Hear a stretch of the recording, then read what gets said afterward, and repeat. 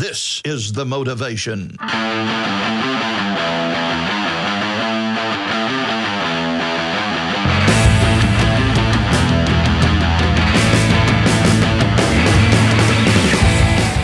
Welcome to this week's episode of JJC2C, the podcast that talks about what's important on and off the mats. We got your BJJ MMA news for the week.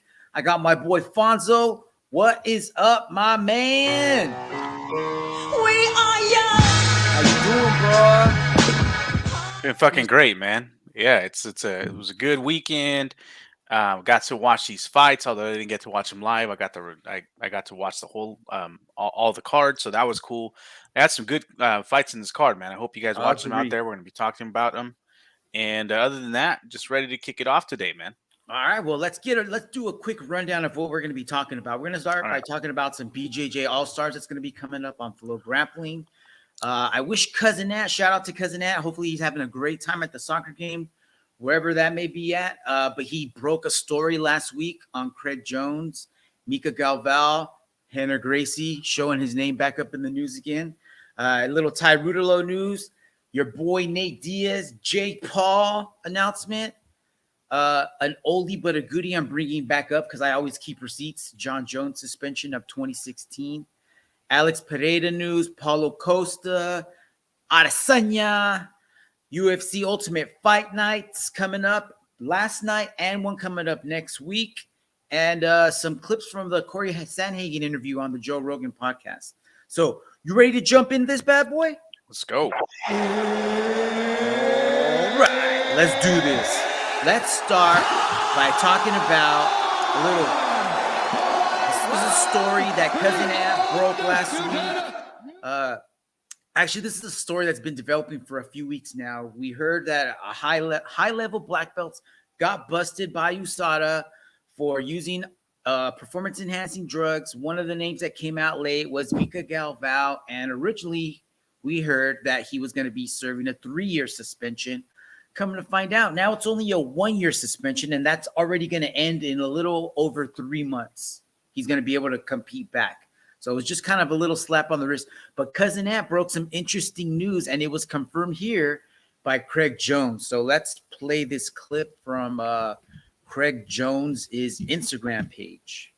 Just like I predicted, a young black belt world champion has failed his drug test. Obviously, big surprise that jacked 19-year-old vegan Mica Galvao has failed his drug test. He would have been the youngest black belt world champion in history. He has failed for clomiphene. Clomiphene is something you only take for one of two reasons. First being fertility, to knock up the misses. The second being trying to bounce back after the cycle. And reignite some natural testosterone. So he's failed for that. As far as I know, he was able to secure Rener Gracie to provide expert witness testimony and negotiate USADA down to a 1-year suspension. Most of the time you get 3 to 4 years, sometimes up to 5 years. Unfortunately for me, none of the times I won a silver medal, they drug tested gold.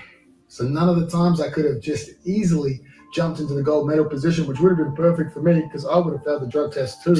In most of these events, they only test the gold medalists. Breaking news. You gotta love Craig Jones, man. He's got an awesome sense of humor. Every time I won a silver medal, they never tested the gold medal winners. That's pretty good. So it sounds like what the rumor Cousin Ant brought up is actually true. I guess Rener Gracie somehow weaseled his way into testifying or making a statement on someone's behalf, and it actually worked. So he did something good, I guess. So I guess we should thank him. But is it good? I honestly don't care. I'm sure everyone's cheating one way or another, right? And at least the one good thing that's going to come of this is we don't have to wait so long to see him in IBJJF.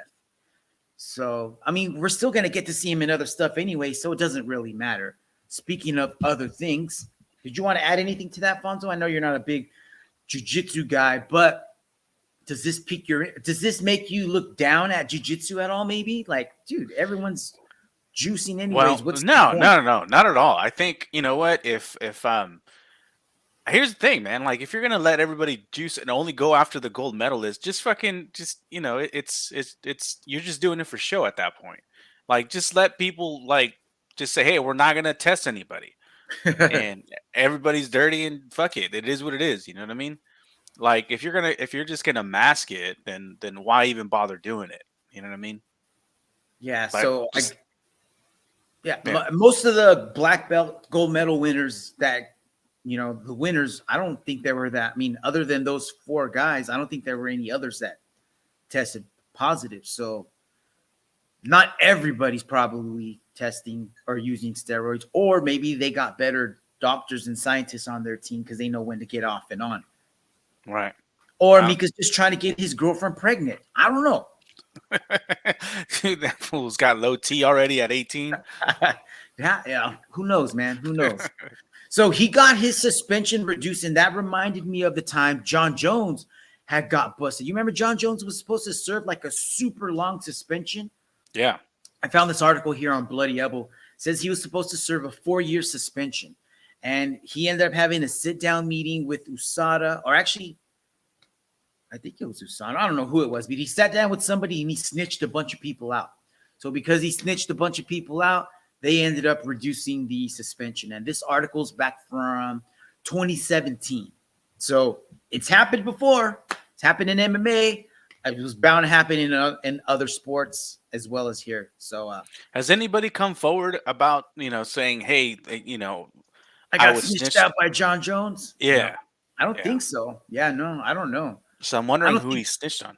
Yeah, I know it'd be interesting to be a fly on the wall for that conversation, but I think that's something that's maybe that'll come out in WikiLeaks later or something, or maybe some kid will get the top secret documents and release them in a chat room somewhere. I don't know. Yeah, if you're working in the Pentagon and you know this, no, we don't need Pentagon news. We just need this news. You're gonna get us in trouble, Fonzo.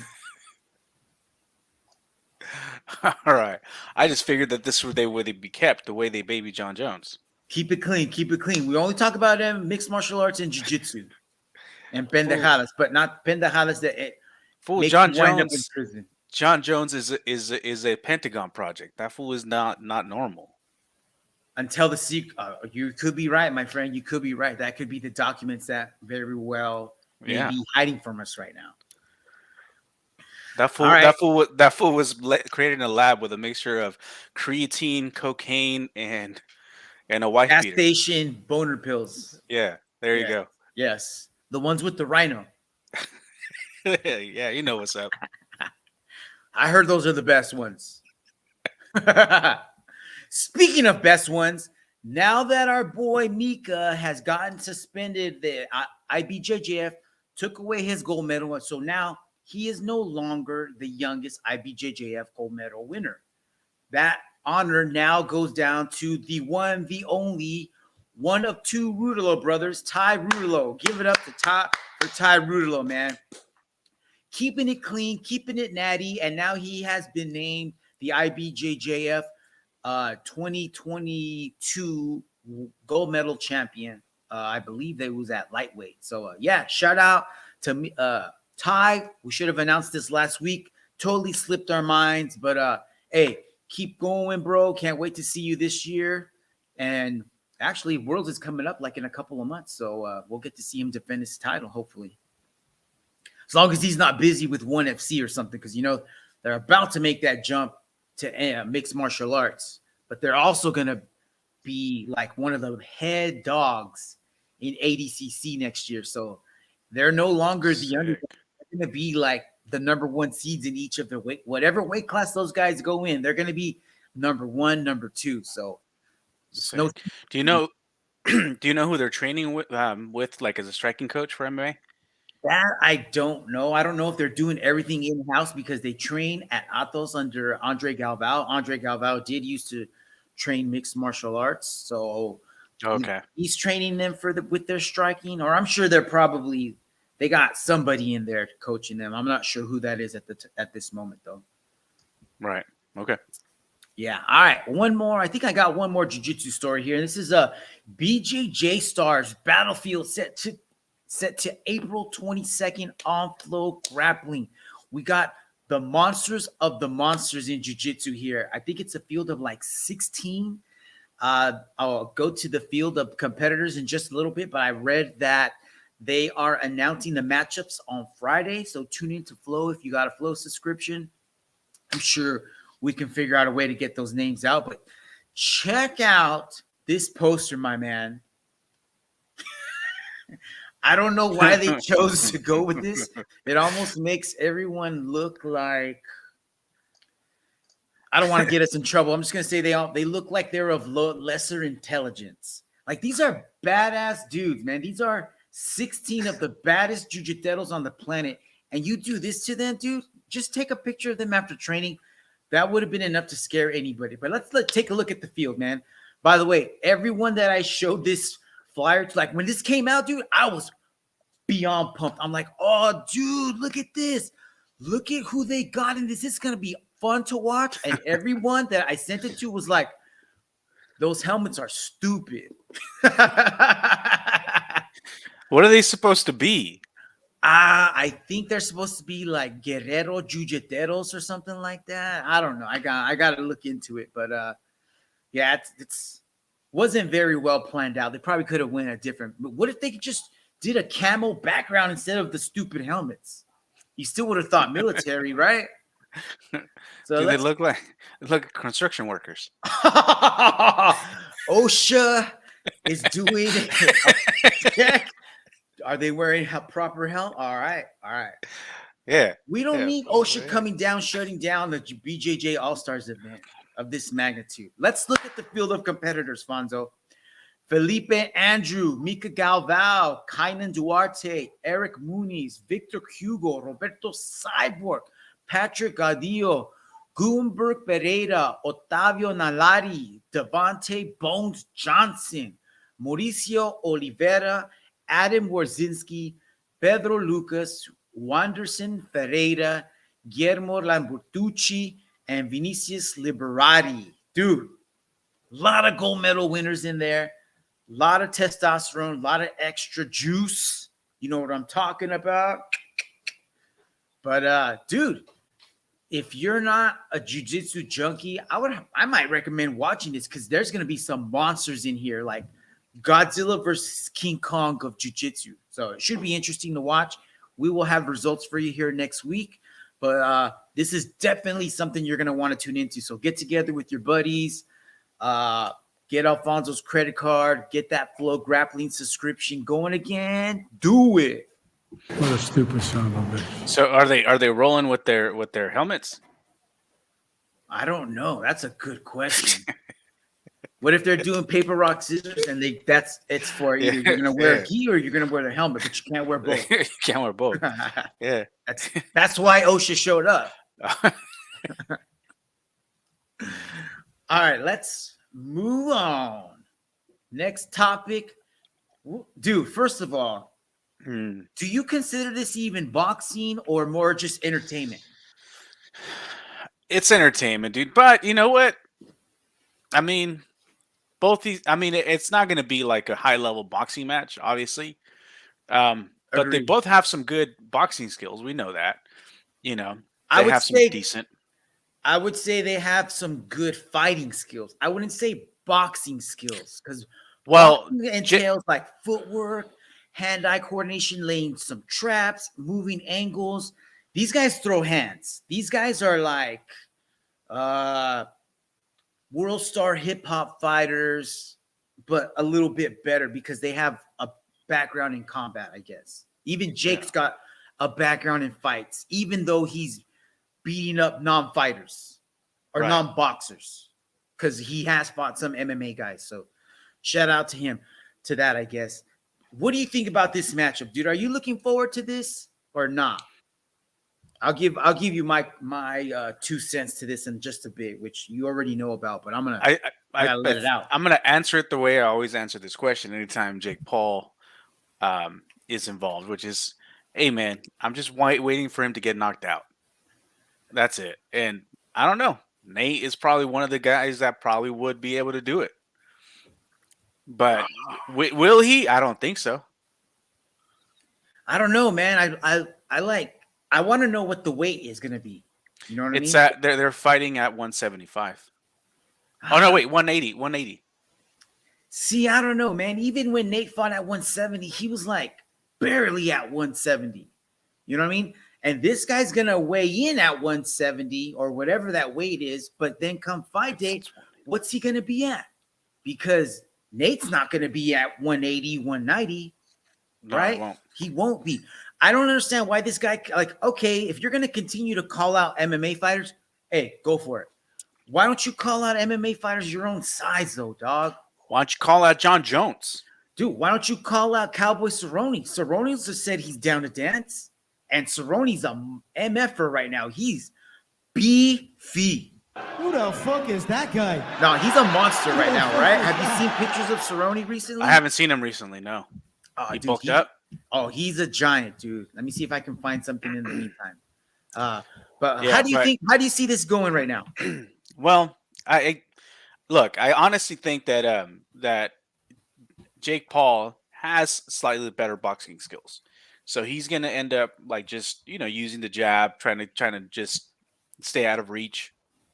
And Nate Diaz, he's gonna come in like he normally does. He's gonna use his kind of just sloppy boxing coming in. Try to get some of those long, patter punches coming at him, trying to get him. He's gonna clip him at some point. But I don't think it's gonna go all the way through. It's gonna go to the decision, and Jake Paul's gonna get that. I don't see him being knocked out at all. No, he's not, because Nate never didn't knock anybody out with 4-ounce gloves, so he's not going to knock anybody out with 10-ounce gloves, much less knock somebody out who's probably going to be an bigger. easy 10 to 20 pounds heavier than him come fight day. So Right. no, he's not. Right. But side note, check out this picture of Cowboy.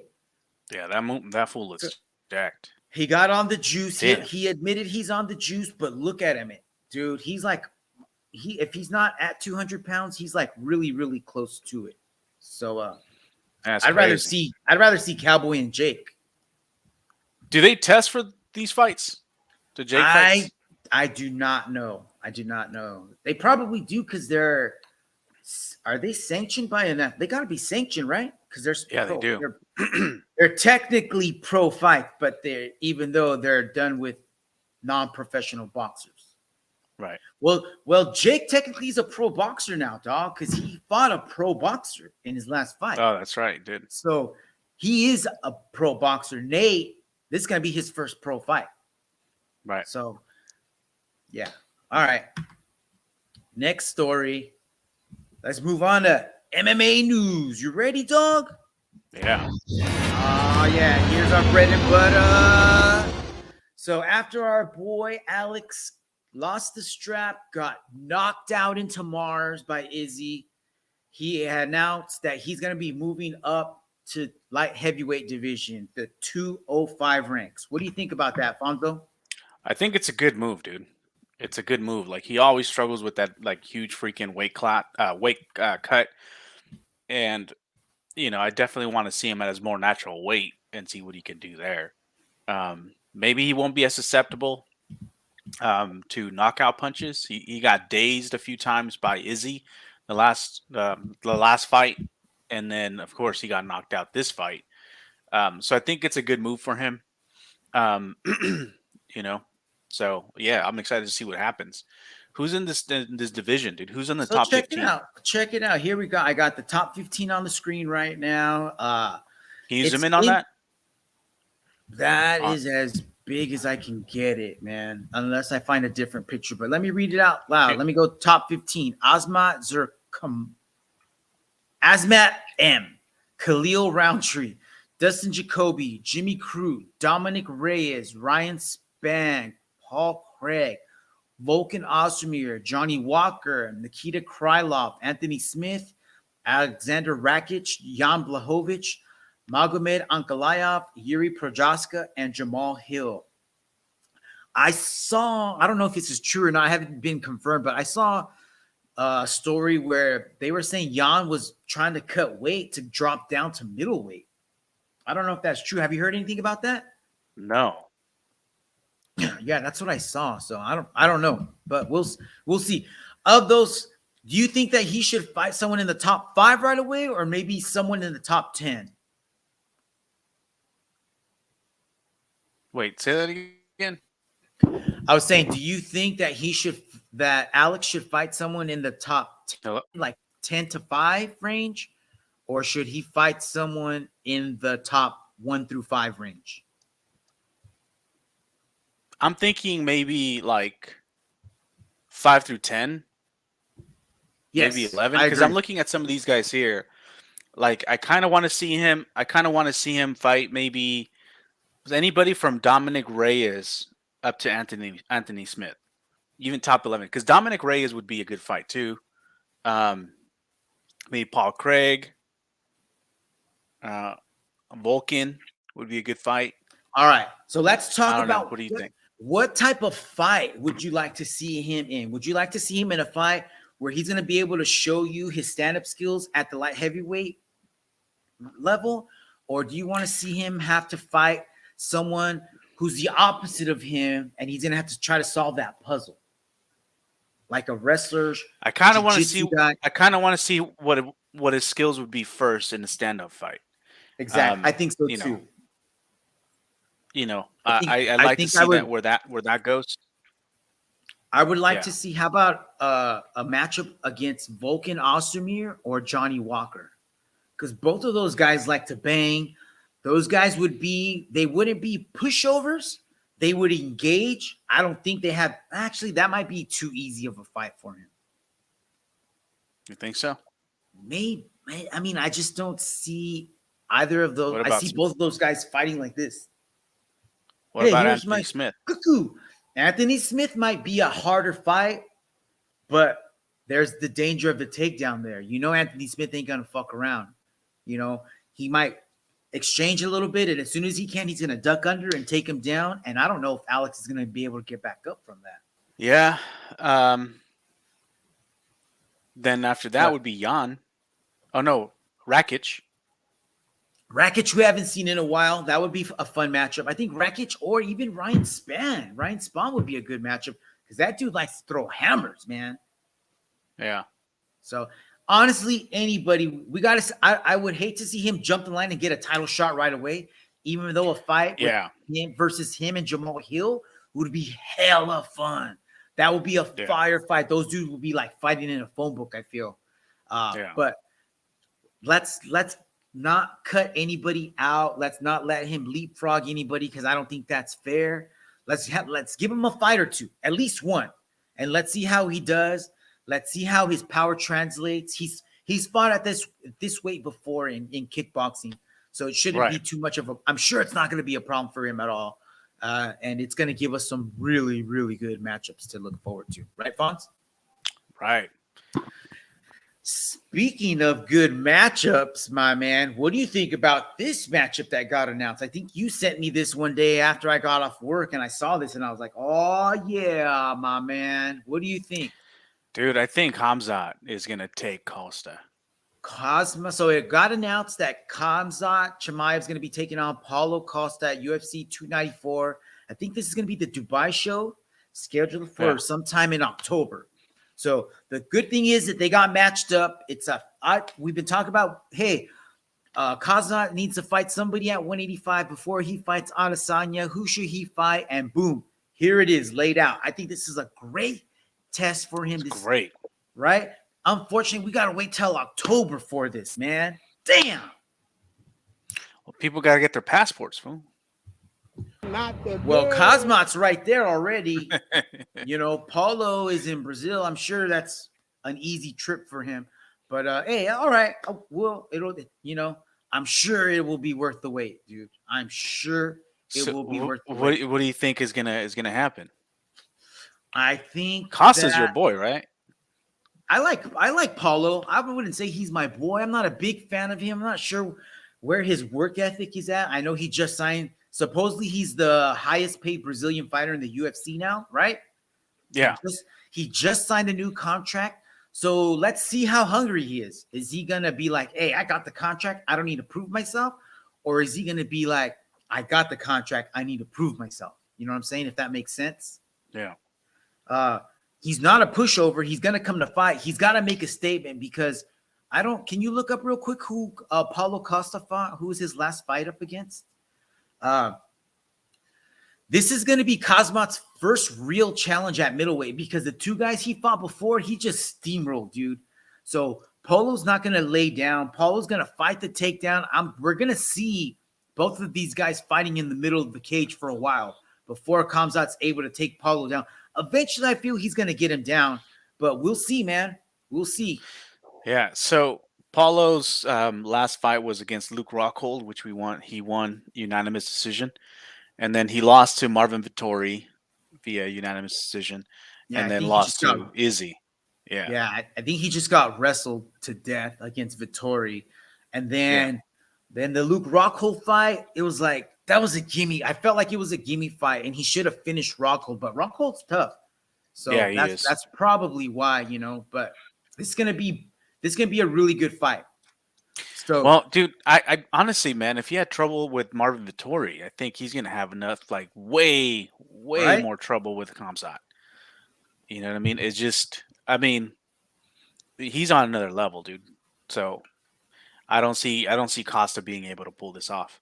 We'll see, man. It's gonna make. I think that the lead up to the fight should be good because Paulo's gonna bring shit talk, the good Twitter game. He's gonna bring his A game, so hopefully his fighting matches his Twitter game this time around. We'll see. All right. Anything else you want to add to this, my man? No, just excited for that, man. Can't wait. So you're taking Khamzat in this right away, right? Yes, I am. Yeah, same here. I probably have to take Khamzat. I don't know if he finishes him though. I wonder. Yeah, I don't know about that. Maybe takes it back, rear naked choke. All right. Well, let's stick with the middleweight division. So the champ at the middleweight division, soon after he won the strap back from Alex, DDP as he's known. I guess he made a statement, or he said like congratulations to the champ and whatnot, but somewhere in that interview he said something along the lines of that he's the most African fighter in the UFC. Did you hear that? No, you didn't hear that? I didn't hear that. So this Duplessis guy is from South Africa, born and raised, I guess, trains in South Africa, doesn't do anything outside. And he says that when he wins the strap, he's gonna bring the belt back to Africa, and he's gonna be the first true African champion. So that came out, that kind of ruffled the feathers of Kamaru Usman, who's from where's Kamaru from? Nigeria. And then Adesanya, who's from, I don't know where he's from. I thought he was Nigerian. Are they both Nigerian? I thought they were both Nigerian. They might be both Nigerian. You're right. Yeah. I'm thinking of Francis, who's from Cameroon, probably. So after Adesanya heard this, he said that in the post-fight press conference, he said something like, I'm not even going to say the guy's name. I don't want to give him any shout outs. But when I fight that dude, I will, then you can see the quote here, I will gladly drag his carcass across South Africa. I was like, damn, this guy, man, went from like, you said you're not going to give him any clout, but here you go, dragging his name right up to the top. So now he's been talked about on, I think he did an interview on Ariel Helwani's podcast. I think his coach was on. I know there's a lot of jokes. Have you ever watched any of his fights? Whose fights? Duplessis? The DDP, yeah, Duplessis. You know what? I'm sure I have. I just can't remember. His last fights. So one thing about Dricus's fights, I'm not sure how you pronounce the name. I'm sorry, my man. I apologize. He gives some exciting ass fights, but it seems like he gasses out, dude. Like he comes in like a fucking bat out of hell and he starts fucking shit up. But come the second round, he's like gas. It looks like his arms weigh 1,000 pounds each. And come third round, it's the same thing. But somehow he's still there and he ends up winning. So I guess he was having a nose issue. So he just had surgery. And his coach said that's right. He was operating like at 5% oxygen level or something. I don't know if that's possible. I don't know how they measured that. But even if he's off by 50%, dude, he's about to get the other 50% now. So Yeah. let's see if he keeps fighting. You know what? like that. You know what? Yes. Now I remember. He fought against Till recently. Yeah, that was Darren Till's last fight in the UFC. And then Brunson, right? Recently as well. Yes. In March. He outlasted Derek Brunson. That was the last fight. Yeah. Yes. You're right. And okay, so now it's coming back to him. I was like, okay, so he does seem like he gasses, but he wasn't gassed in his last fight. He made it to the third round. Yeah. But he still looked a little tired. He looked tired. He did. He did. I know a lot of people joke that like, he gets tired walking into the cage, kind of like, so there's that joke going around. He's got that going that following him around. So we'll see what happens in this next fight. We'll see. I think Izzy would get him, because here's the thing. It's not about him and his the cardio is going to play a big important role into it, but I think just on a skill level, not even bringing the cardio into it, on a skill level, I just don't think he's on the same level, because Duplessis just seems to he doesn't have a whole lot of technique behind his punches. He's not a very technical striker, whereas Izzy is. You know what I mean? Yes. He just pinpoints. He's very clever in how he sets things up. We just saw that, in his fucking marvelous display against what's his name? Pereira. Yeah. So I there's levels to it, and I just don't think he's on Izzy's level. Yeah, I think you nailed it, dude. I feel like Izzy's got more weapons in his holster, and Duplessis got just one thing, maybe two things. I don't know. He hasn't developed enough weapons yet to match up. I mean, it's good for him that he's calling this out, but I think he's biting off way too much right now at the moment. Maybe another fight or two, get some more experience. But you know what he does have going for him right now is that the middleweight division is in desperate need of new blood, dude. Yeah. Like Izzy's fought everybody 2 times easily. Right? He's got to move up, man. He's got to move up and chase Alex this time. Oh, yeah, dude. Exactly, dude. I mean, what else does he have to prove in this weight class? Nothing. He's got to go up. He's got to go up and whoop that ass. Yeah, gotta go get it, dude. So we'll see. Dude, how sick would that be? Like a crazy turn of events. Like now he's his boogeyman. I know. All right. So sticking with this Izzy topic, this just got tweeted out a while back by MMA Uncensored. It says, Dana says that Israel Adesanya's blowing up my phone, wanting another fight soon, and we could see him fight again before the end of the summer. I was listening to the Ariel Helwani What's the Ariel Helwani podcast called anyways?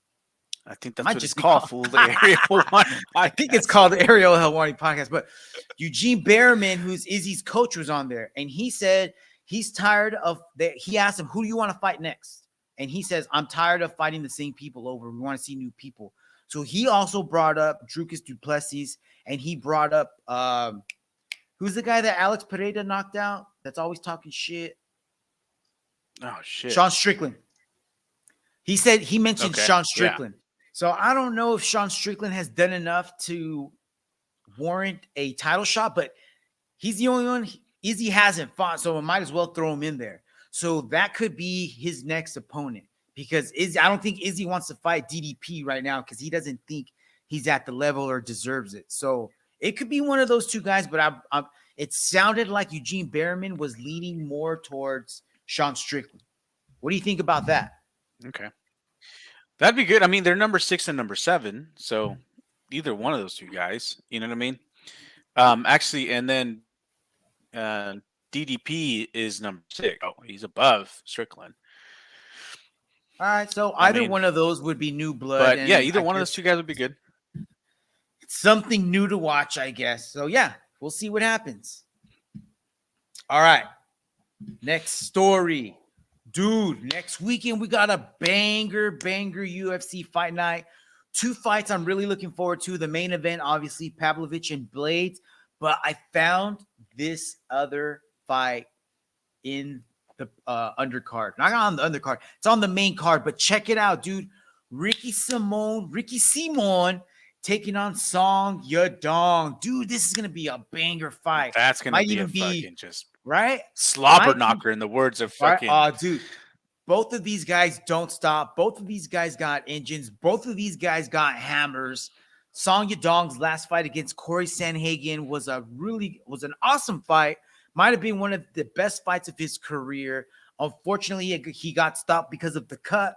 But I wish we would have been able to see what would have happened if he wouldn't have got cut open like that. So yeah, this is gonna be a good fight, man. I can't wait. It's gonna be fun to watch. Did you remember any other fights from that card or no? Or anything else you wanted to talk about from that one? Actually, I don't think I've taken a look at the whole card, to be honest with you. All right, yeah. Let me look it up. These two were the ones that stood out the most to me with the Ricky Simone and Song Yadong fight. I was just like, oh, dude. When I saw this, I jumped out of my desk seat and started running around. Oh, yeah, and that's a co-main event. Oh, is it? All right, well, that makes sense. Yeah. That makes sense. Yeah. Then you also have Brad Tavares, Bruno Silva, Bobby Green, Jared Gordon. That would be both of those fights would be cool to watch. Yeah. Bobby Green's fights are always entertaining. Yeah. Other than that, you have women's flyweight match, Eisman Lucindo versus Brogan Walker, and a welterweight match, Jeremiah Wells versus Matthew Selmsberger. All right. Yeah. Free fights. I'm down. Hey, it's always a good time, man. Yeah. Especially with these two, the main and co-main event. That definitely is a freaking draw, man. Yeah, heck yeah. It's going to be fun to watch. Yeah. So maybe we got a story coming up in a little bit. Maybe we can tie that back into this co-main and main event later on, and I'll explain in a little bit. All right. Next story, my brother. So later, this past week, I was listening to a Joe Rogan episode, and he did an interview with Corey Sandhagen. Corey recently fought Chito Vera, and they talked about that fight. They talked about a bunch of other things. One of the things, though, that really stood out to me was this topic here. They were talking about your nerves, anxiety, pressure you feel before a competition. So let me play this clip here, and then actually, let me ask you, Fonzo, can you name a time? Would you mind actually sharing a moment of your life, or maybe this happens often, where you feel nervous, like you feel scared because you're going to do something that you don't normally do, that's something that puts you outside of your comfort zone? How does that make you feel?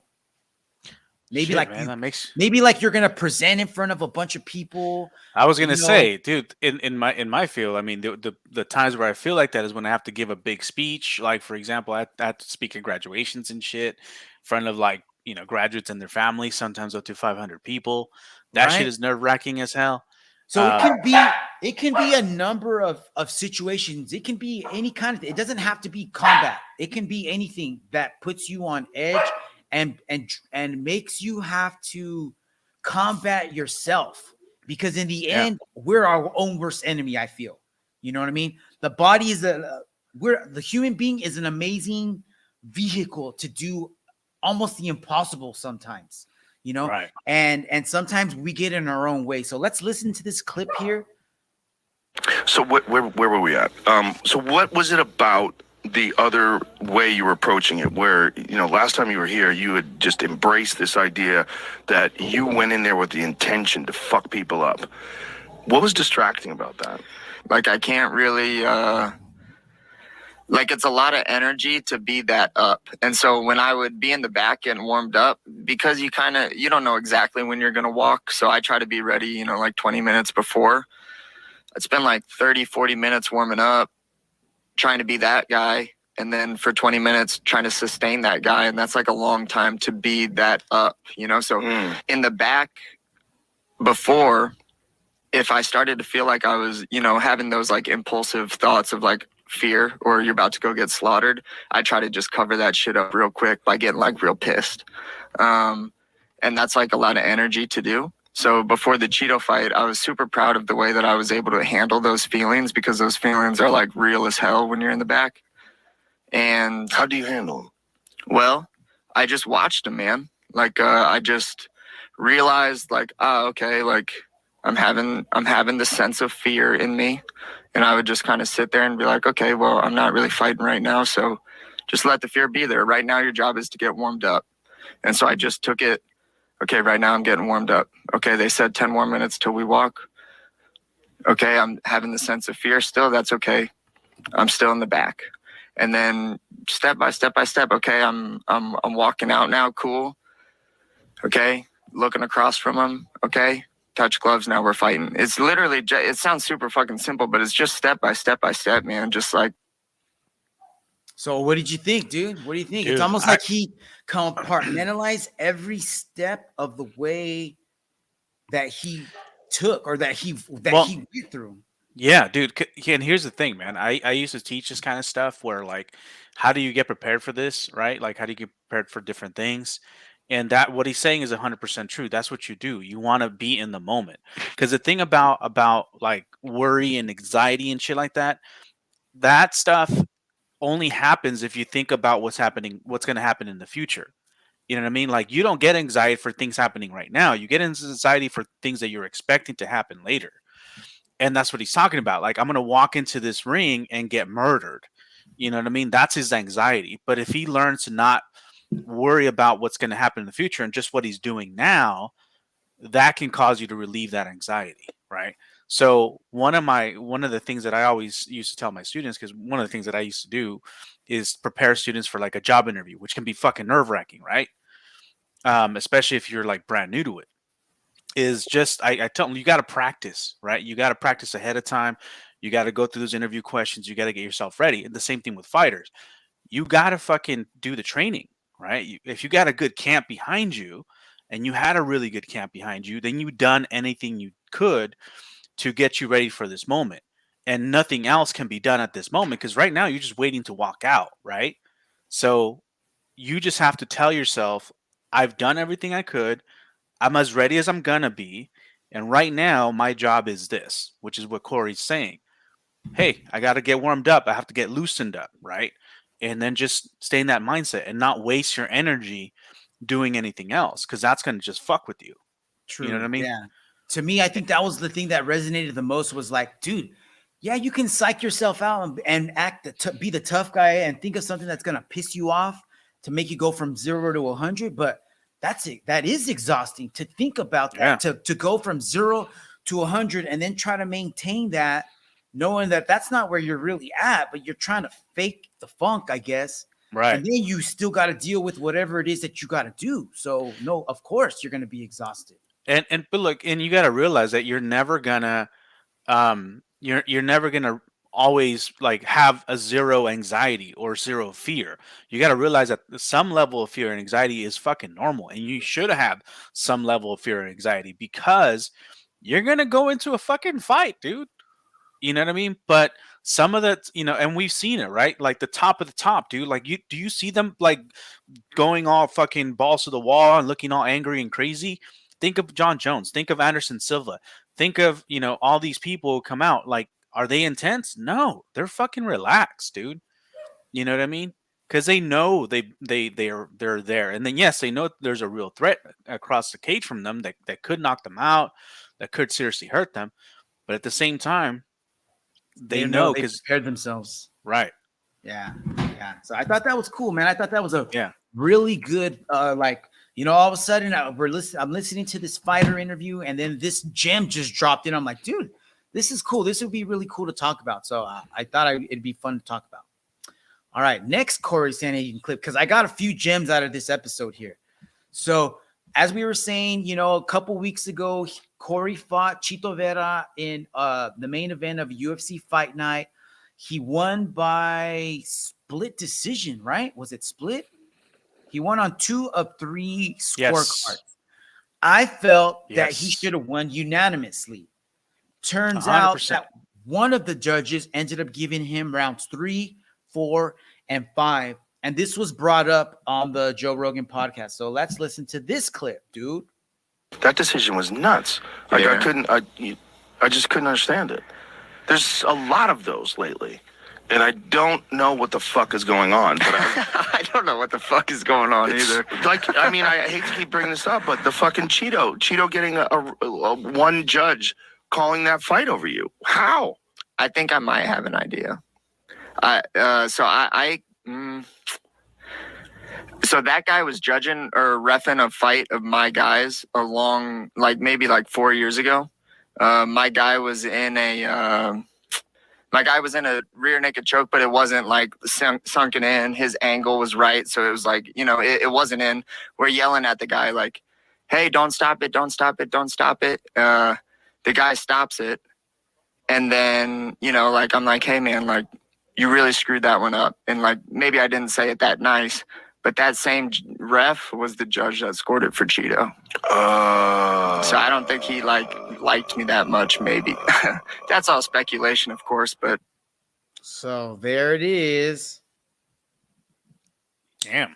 So he thinks that the reason that judge gave him that scorecard is because a few years ago that he tore into that judge because that I think that judge ended up being the ref in one of his partners' fight, is what it sounded like.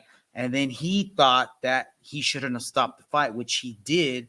And that guy, Joel, ended up being Joel Ojeda, and Joel kept that receipt and brought it up. And I thought that's super effed up, dude. Like, he totally could have jacked this all up. You know what I mean? Yeah. He could have sent this fight in a completely different trajectory. Luckily, there wasn't anybody else on here who wasn't paying attention and it gave a bad scorecard. I agreed pretty much with the other two refs. I think I gave Cheeto one round, and it might have been like round 3, but I thought that Corey won the rest of the rounds. I definitely didn't give Cheeto round 3, 4, and 5. Right. No, I agree. I mean, there was one round that was clearly Cheetos, and I can't remember. It was probably either the second or third round. Yeah, I think it was the third. And then, I mean, there was a couple rounds that could have gone either way. You know, but yeah, Sandhagen, of course, 100% won that fight. There's no doubt about it. Yeah, it's like, dude, it's so hard to make sure that they get the right people in and make sure that they're unbiased and that, like, you know what I mean? Like, first of all, we got to make sure that we get the right people in that know how to score a fight. Then you got to worry about this kind of pendejada. Like, really? We got to do a background check to see if you're biased, to see if you got beef with this guy? That is not cool, dude. That was not cool. Yep. So then later on in the same interview, Corey brought this up. So let's listen to this clip.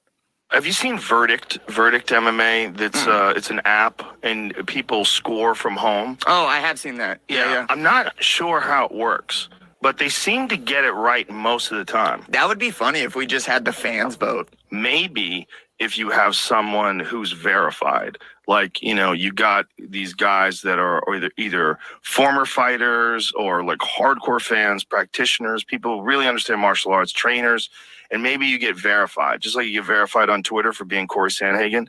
Maybe you get verified as being a verified judge, and so you can participate. Yeah, some people would love that. It's not a bad idea. Yeah. All right.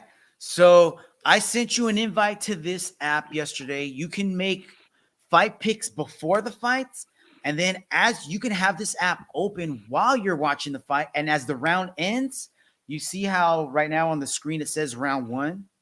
Right.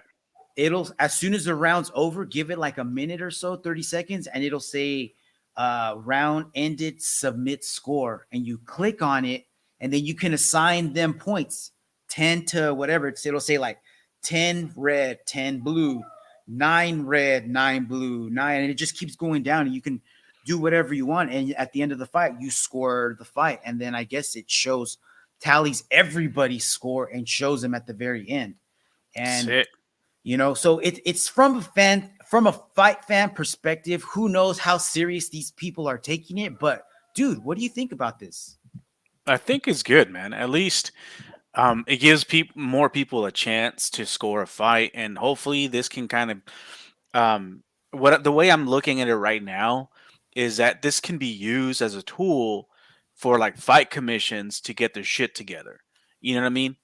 If you kind of get people like, if you can bring this to a commission and say, hey, you got, like this Cheeto fight was scored this way by this one judge. However, the other two judges scored it this way, and the people from verdict, you got thousands of people scoring it this other way. There's something completely wrong with this one judge. So maybe you can use that as a sanctioning tool, or like to help you put in sanctions for that judge who, is not doing their job correctly, and maybe you can kick them out of being judges in further matches and bring in people who know what they're doing. You know what I mean? That's what I'm thinking this can be used as a tool for. Yeah, man. Yeah, a training tool even. You know what I mean? Like you can have people sign up to become judges, but this could be part of their probation period where they judge fights on this, and then they're able to have them talk about, hey, why did you score that way? You know what I mean? But that would mean you'd have to have somebody in charge of overseeing all these judges, and that's more work for somebody else. I don't know, but something's got to be done, man, because we've had so many fights in the past, and there was a fight on the early prelims where it was a female fight. I can't remember. It might have been like one of the first or second fight where the judges got it totally wrong. All the announcers were like, how often have you heard all three announcers say, oh, that was wrong. They got that one wrong. That was wrong. The fighter who ended up getting the loss gave her opponent double birds when she walked off. It's not even her fault. You know what I mean? That's on the judges. But dude, how many times is this going to happen?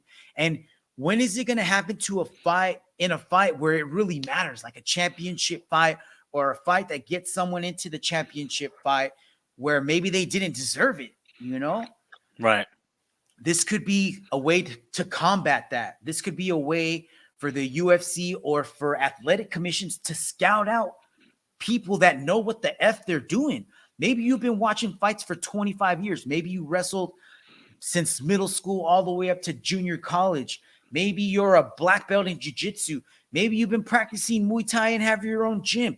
You have fight knowledge and fight experience, things that you know that other people don't, that probably some of these judges who are getting paid and who have so much, how would I say this? They have so much control over what happens with our sport that I would hate for it to turn into how boxing is right now, where it's a sham, where you already know that the bigger name's going to win every fight. Is that what MMA is going to turn into? Could.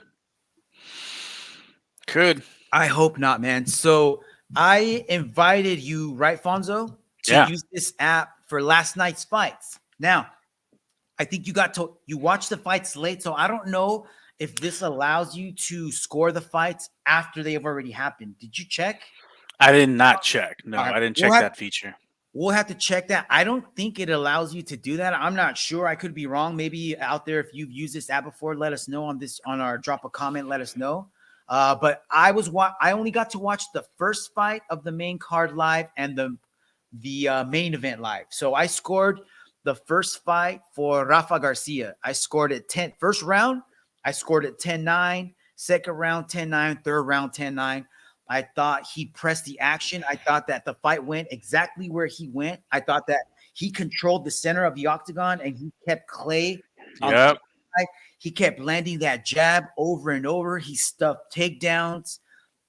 And and it turned out all three judges had it the same way as well. So it was a unanimous decision, 30-27, 30-27, 30-27. There was no monkey business in that one. So I thought that was pretty cool. One thing that I noticed was I was paying more attention to not just strikes and not just takedowns. I was paying attention to like who was being more dominant, who was making the other fighter react to what they were doing, and who was just kind of seemed to be there. And it kind of just seemed like Clay was just there and Rafa was implementing his game plan from bell to bell. Yep. Yeah, right. 100%. So yeah. All right. So that's all for that one. Anything you want to add to this one, dude? No, man. Just Clay, man. He's one of the OGs, right? Dude, how about this next one?